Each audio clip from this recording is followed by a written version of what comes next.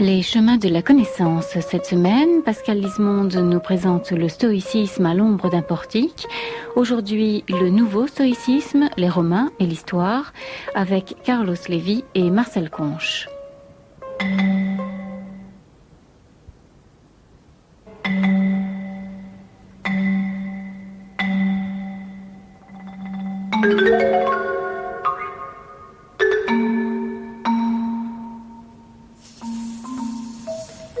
Carlos Lévy, on sait que de la Grèce à Rome, le chemin des idées est classique. On dit que la pensée stoïcienne va pénétrer la Grande République dès la fin du IIe siècle avant Jésus-Christ, grâce à une ambassade de philosophes grecs, un académicien, un péripatéticien et un stoïcien. Mais on sait aussi qu'en réalité, à ce moment-là, ce n'est pas le stoïcien qui sera le plus en vogue et que ce n'est que plus tard que vont apparaître les trois grandes figures du stoïcisme romain, c'est-à-dire Sénèque, Épictète et Marc Aurèle. Donc, même si on a un peu trop tendance à établir une équation stoïcisme égale Rome, il faut la tempérer car les Romains adhèrent à des courants contradictoires. On sait que les délices de Capoue ne sont sûrement pas inspirées de l'austérité du portique. Donc, Carlos Lévy, expliquez-nous comment se manifeste ce stoïcisme romain. Très sommairement, on peut distinguer deux grandes orientations. C'est une différence que l'on a parfois un peu trop durcie, mais qui, à mon avis, reste vraie. Il y a un stoïcisme incarné par le philosophe Panétius, dont l'influence a été considérable, qui a essayé de s'adapter à la réalité romaine et qui s'est montré peut-être plus compréhensif pour des valeurs romaines comme le droit de propriété ou encore comme l'impérialisme, l'extension de l'imperium. Et ce n'est pas un hasard, évidemment, si Panétius a été l'ami de Scipion Émilien. Et de l'autre côté, on a une version plus universaliste, plus révolutionnaire, entre guillemets, du stoïcisme, qui a été incarnée par Blossius de Cume, l'ami, le conseiller de Tiberius Gracchus, dont on sait qu'il a essayé d'introduire à Rome une réforme agraire qui lui a coûté la vie. La célèbre famille des Gracques, qui était une sorte de modèle de la vertu romaine, précisément. Oui, au moins pour les admirateurs des Gracques, puisque Cicéron, au contraire, est généralement assez dur à l'égard de cette famille. Ce qui est certain, c'est que à Rome, se sont transplantées, exprimées les différences déjà inhérentes dans le stoïcisme grec. Et ces différences vont apparaître de manière d'autant plus éclatante qu'elles vont être transposées dans le monde de l'action politique, dans le monde de l'histoire. Et le stoïcisme romain aura son héros, son martyr en la personne de Caton d'Utique, l'adversaire de César, et le suicide de Caton d'Utique en 46 va rester une sorte de second moment fondateur du stoïcisme romain. Pourquoi ce suicide ? Eh bien, parce qu'il avait préféré se tuer plutôt que de supporter la dictature du vainqueur, c'est-à-dire de César. Et en cela, cet homme qui avait été à la fois un grand homme politique romain et un grand stoïcien, et cela est symbolisé par le fait raconté par Cicéron, je crois qu'il lisait des discours stoïciens lors des séances du Sénat, eh bien, cet homme a appliqué la doctrine stoïcienne qui est que le suicide est permis lorsque la réalité politique ne permet aucun espoir. Ne dis jamais sur quoi que ce soit « j'ai perdu cela, mais je l'ai rendu ». Ton fils est mort, tu l'as rendu. Ta femme est morte, tu l'as rendue. On t'a pris ta terre, voilà encore une restitution que tu as faite. Mais celui qui me l'a prise est un méchant. Que t'importe par les mains de qui celui qui te l'a donnée a voulu te la retirer ? Pendant qu'il te la laisse, use-en comme d'une chose qui ne t'appartient point, comme les voyageurs usent des hôtelleries. Épictète. Et alors, si l'on prend les éléments de doctrine, enfin, compte tenu des réserves que vous avez apportées, quel est le tournant que les Romains vont insuffler à la pensée stoïcienne classique, enfin la pensée grecque? Alors, le tournant le plus important, c'est, me semble-t-il, l'idée que la philosophie doit être vécue dans l'histoire.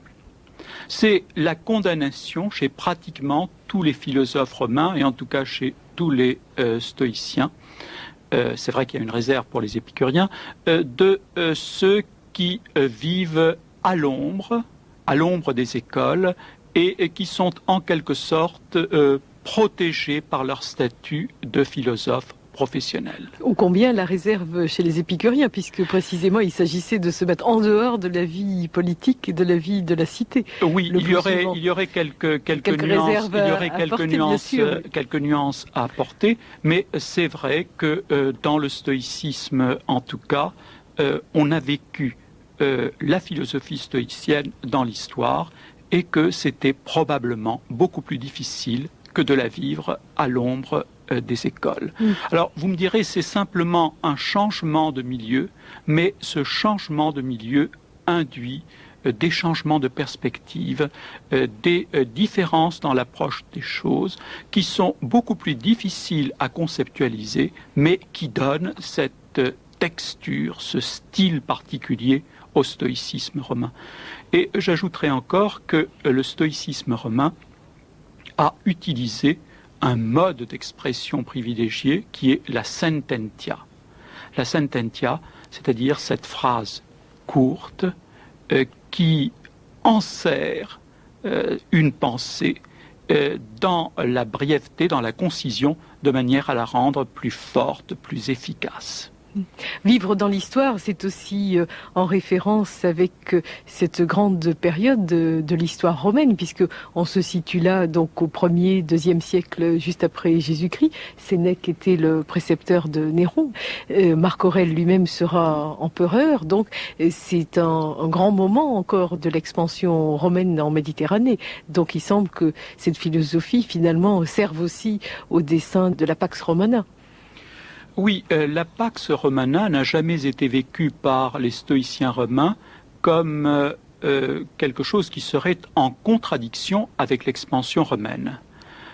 Ils l'ont vécue comme une sorte de corollaire, d'expression de la volonté de rationalité inhérente au stoïcisme.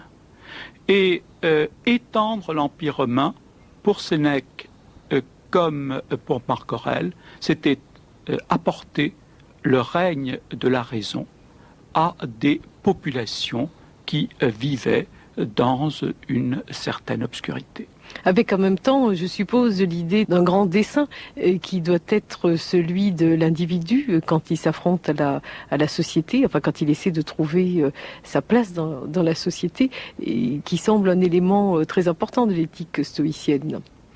Oui, l'individu, dans la pensée stoïcienne en général et dans la pensée des stoïciens romains en particulier, doit œuvrer non seulement pour son amélioration personnelle, mais pour l'amélioration de toute la société.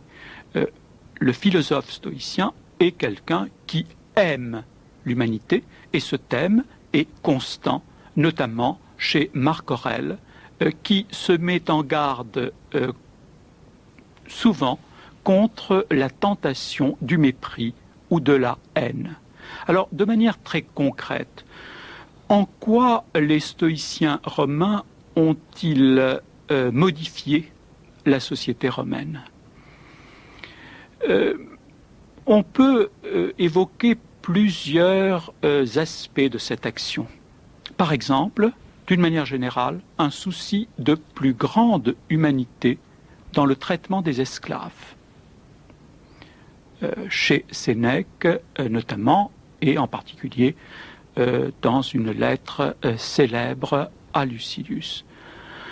On peut également penser que les stoïciens romains ont été séduits par ce point de la doctrine politique du portique qui consiste à dire que la meilleure constitution et la constitution mixte, celle qui essaie de concilier les trois formes premières de gouvernement. Et dans l'attitude de Sénèque à l'égard de Néron, il y a certainement cette idée que le pouvoir doit être tempéré par le conseil de la raison, qu'il s'agisse de la raison du précepteur philosophe ou de la raison du Sénat. Et de même que par rapport à l'édification, même, cette recherche éthique, il y a un célèbre traité de Sénèque qui s'appelle de la vie heureuse, des Vita Beata, ou aussi de la tranquillité de l'âme, ou encore de l'amitié. Il semble que ce soit à chaque fois des éléments qui sont repris dans ce même sens, alors qui avait été insufflé par la pensée grecque.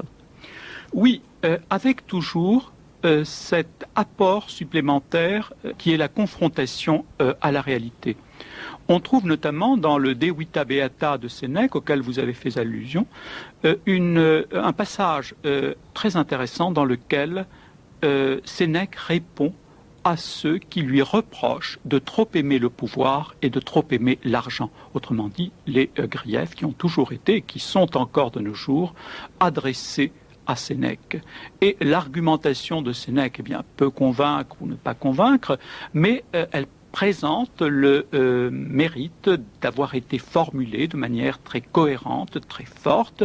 Sénèque dit qu'il n'est pas un sage, qu'il essaie de progresser sur le chemin de la sagesse et que chacun de ces petits pas en direction de la sagesse est méritoire. C'est bien sûr la doctrine du progrediens. Qu'en est-il alors de la philosophie du destin, puisque c'est une catégorie que les stoïciens grecs avaient abondamment commentée, avec cette idée donc il y a une fin des choses, que le monde va vers une fin et que l'homme lui-même doit, à l'intérieur du temps de vie qui lui est imparti, accomplir justement son destin. Sénèque est l'auteur de traités, mais aussi de très nombreuses tragédies, où il reprend d'ailleurs toute la thématique grecque. Enfin, je pense à Thyeste en particulier, qui est quand même l'histoire, s'inscrit directement dans l'histoire des Atrides. Oui, bien sûr. Alors, cette mise en scène du destin par Sénèque a donné une couleur romaine à la philosophie stoïcienne du destin, alors qu'elle avait été bien sûr abondamment exprimée par les stoïciens grecs. Ce qu'il y a d'intéressant chez Sénèque, c'est la tentation qui affleure parfois d'imaginer quelqu'un qui irait au-delà du destin. Et bien sûr, la doctrine stoïcienne, c'est d'obéir au destin. La sagesse, c'est de se conformer au destin. Mais on trouve dans les tragédies de Sénèque, et notamment en ce qui concerne le personnage d'Hercule, cette idée d'avoir vaincu les destins, qui rejoint une autre idée, celle-là de caractère plus philosophique de Sénèque, à savoir que le sage a plus de mérite que les dieux, parce que les dieux ont hérité, pour ainsi dire, par nature de la sagesse, alors que la sagesse humaine est acquise. C'en est fait. Mon destin se dévoile. Ce jour est le dernier de ma vie. Ce sort m'avait jadis été prédit par le chêne fatidique et par le bois sacré du Parnasse. Victorieux Alcide, tu succomberas un jour sous les coups d'un homme tué par toi. Telle est la fin dernière qui te sera réservée une fois que tu auras parcouru les mers, la terre et les enfers. Je ne me plains plus. C'est ainsi qu'il était convenable que je finisse, afin que le vainqueur d'Hercule ne lui survécût pas. Choisissons maintenant une mort glorieuse, mémorable, illustre, parfaitement digne de moi.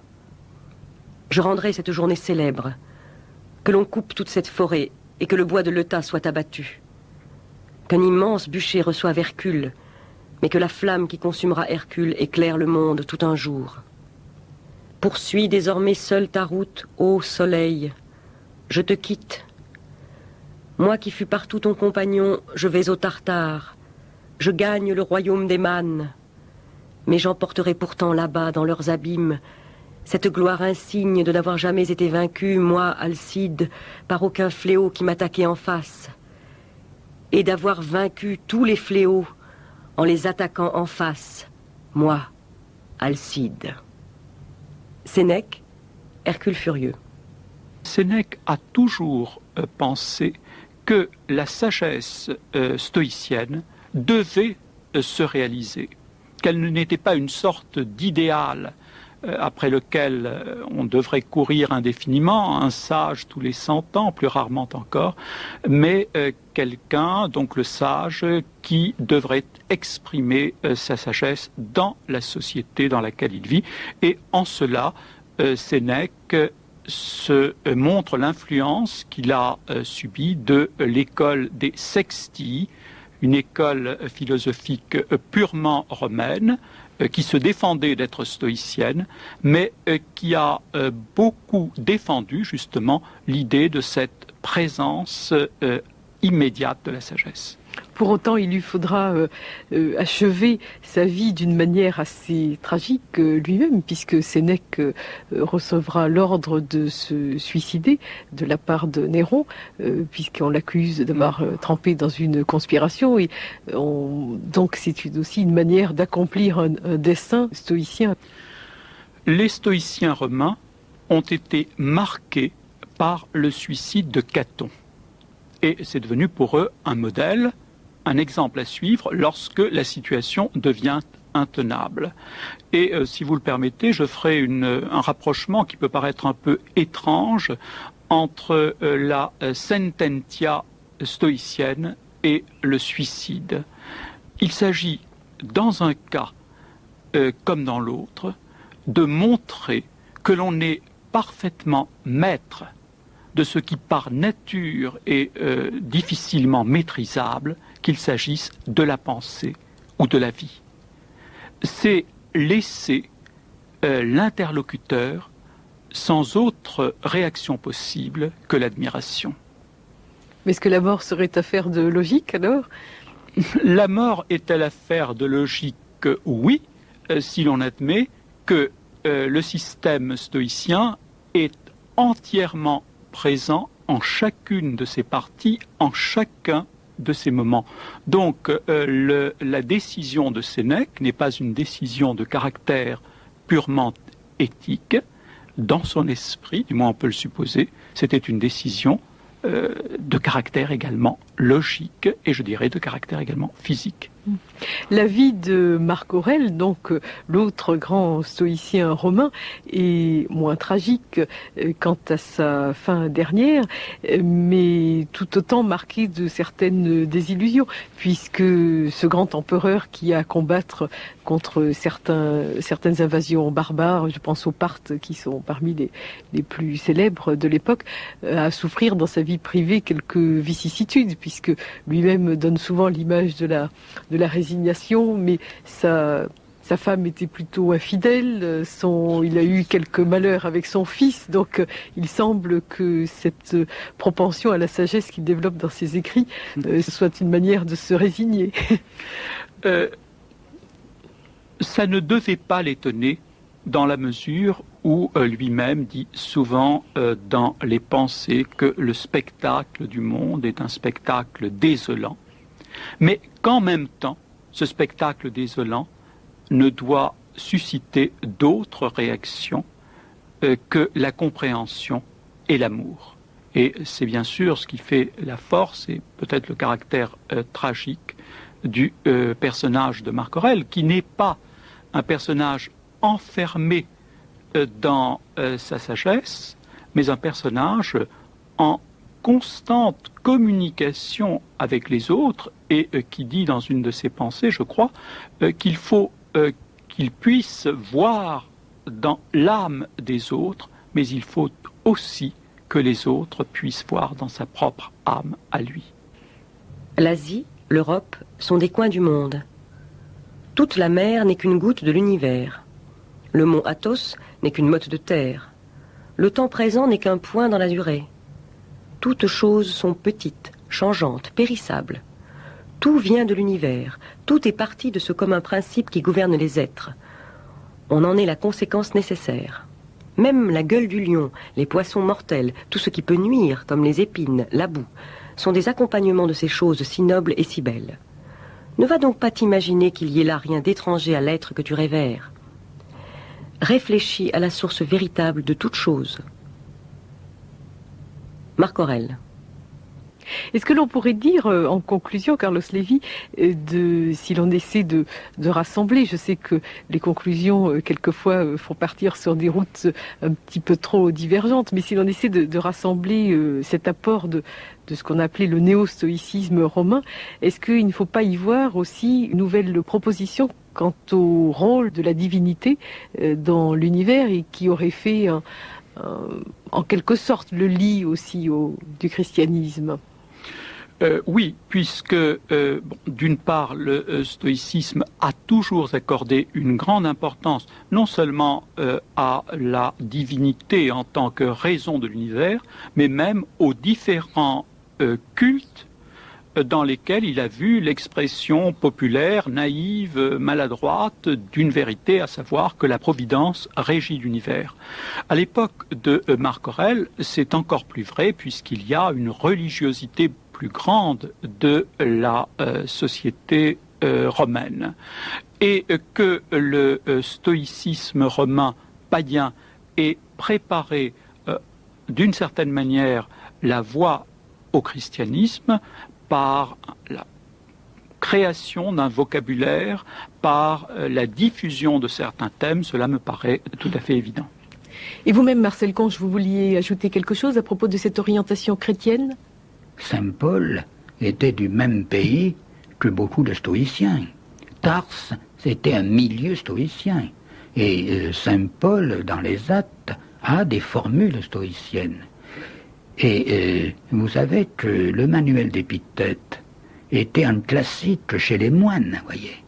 On enlevait seulement le chapitre 32 sur la divination. Mais d'une manière générale, l'austérité convient parfaitement à des moines.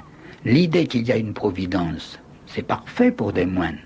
L'idée qu'il n'y a rien à réclamer, on ne peut mieux, voyez. Et l'idée d'une sorte de destruction du monde à la fin des temps, qui serait éventuellement à mettre sur le même plan qu'un jugement dernier, peut également parfaitement convenir. Tout à fait. Évidemment, la différence, c'est que dans le christianisme, Dieu est transcendant, voyez. D'autre part, il y a la référence de Jésus-Christ, voyez. Mais l'esprit général de religiosité qui s'est installé à ce moment-là dans le monde grec et surtout ensuite dans le monde romain et qui a influencé grandement les Romains, y compris les jurisconsultes romains, a préparé ensuite l'esprit du temps à accueillir le christianisme. Voyez.